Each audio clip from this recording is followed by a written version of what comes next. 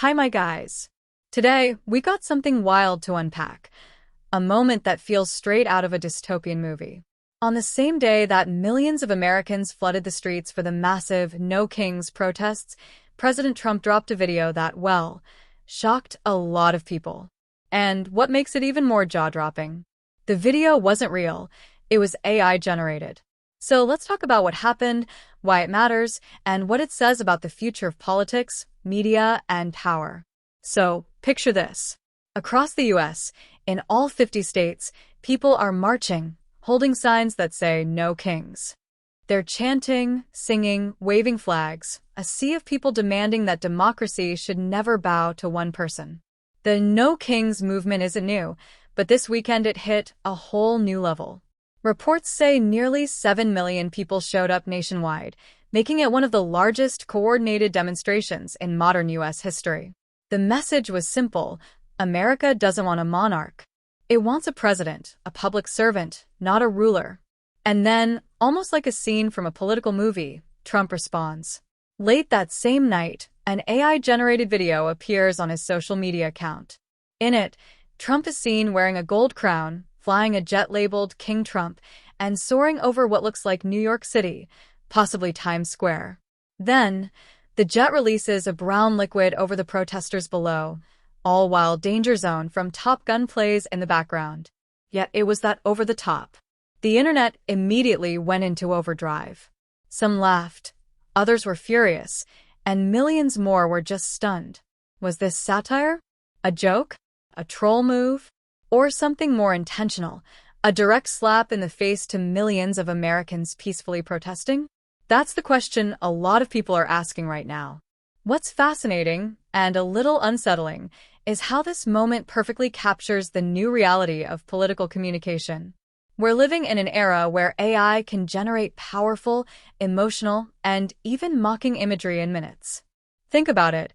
A protest happens, and within hours, the president can release a hyper-realistic video that reframes the entire narrative and maybe even mocks the people involved. Does that change how we protest? Does it change how we hold leaders accountable? Now, let's talk about the symbolism in that video, because it's layered. The crown, a clear nod to monarchy, directly embraces the very image the protesters were warning against. The King Trump jet, a literal metaphor for dominance and control. And the act of dumping liquid over protesters?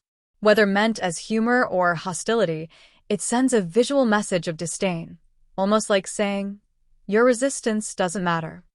But here's the twist: by leaning into that king imagery, Trump might be doing something very strategic. He's turning criticism into branding. The No Kings slogan was meant to challenge him, but by posting that video, he flipped it, taking the label and wearing it proudly. It's political judo, using your opponent's message against them. Whether you love him or hate him, that's a smart, if unsettling, move. Now, reactions came fast. Civil rights groups condemned the video as a dangerous symbol of rising authoritarian behavior. Supporters, on the other hand, said it was just Trump being Trump, bold, unapologetic, and entertaining. Some even argued it was satire, not to be taken seriously. But that raises another big question. When politics becomes entertainment, who decides what's serious and what's just a joke? And at what point does the spectacle start replacing real leadership? Meanwhile, analysts and journalists are warning that this could be a sign of what's to come. We're entering a new kind of media battleground, one where reality and fiction blur in real time. AI tools can make a world leader appear anywhere, saying or doing anything within minutes. So, if a single AI video can dominate the national conversation in a matter of hours, how do we, as citizens, separate performance from policy? Truth from trolling? It's also worth thinking about the protests themselves. Millions of people marched to say, "We don't want kings." That's a powerful statement about democracy. But what happens when those very people and their message become the target of digital mockery by the person they're protesting against? Does it silence them? Or make them louder? Does it unite them, or divide them further? Here's something else to think about. If leaders can use AI to project power, to entertain, or even to taunt, does that make them more relatable or more distant? Maybe both. Some might see it as modern and savvy, a new way to connect. Others might see it as manipulative and even dangerous. Either way, one thing's clear. We're watching politics evolve into something that feels more like performance art and less like governance. As we look ahead, a few things will be key.